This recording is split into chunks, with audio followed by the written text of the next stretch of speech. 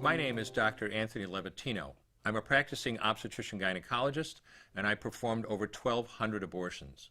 Today I'm going to describe a first trimester medical abortion. This is a procedure in which the mother swallows pills in order to terminate her baby, and it is performed up to the 10th week of pregnancy.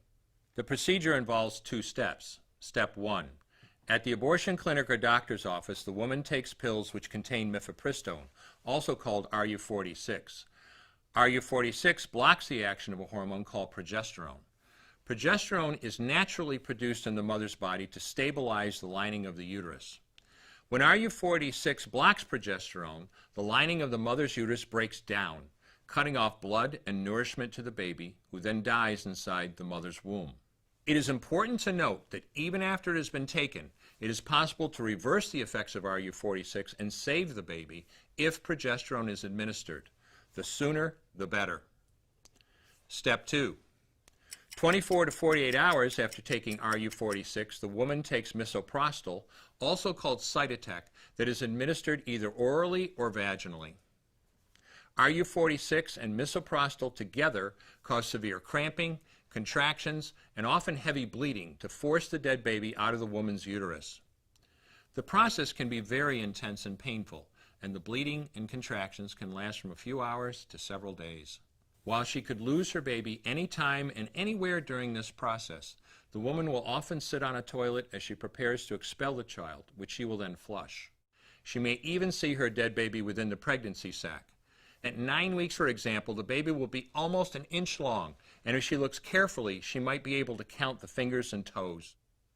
After she has disposed of her baby, the woman may have bleeding and spotting for several weeks. Bleeding lasts, on average, 9 to 16 days. 8% of women bleed more than 30 days, and 1% require hospitalization because of heavy bleeding. The failure rate increases as the pregnancy progresses. If failure occurs, she will usually be offered a surgical abortion. For the mother, medical abortion often causes abdominal pain, nausea, vomiting, diarrhea, headache, and heavy bleeding. Maternal deaths have occurred, most frequently due to infection and undiagnosed ectopic pregnancy. As I mentioned at the beginning, I'm Dr. Anthony Levatino, and in the early part of my career as an OBGYN, I performed over 1,200 abortions. One day, after completing one of those abortions, I looked at the remains of a preborn child whose life I had ended, and all I could see was someone's son or daughter. I came to realize that killing a baby at any stage of pregnancy for any reason is wrong. I want you to know today, no matter where you're at or what you've done, you can change. Make a decision today to protect the preborn. Thank you for your time. I will no longer do any more abortions.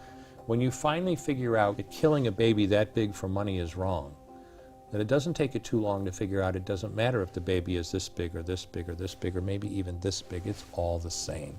And I haven't done any since then, and I never will.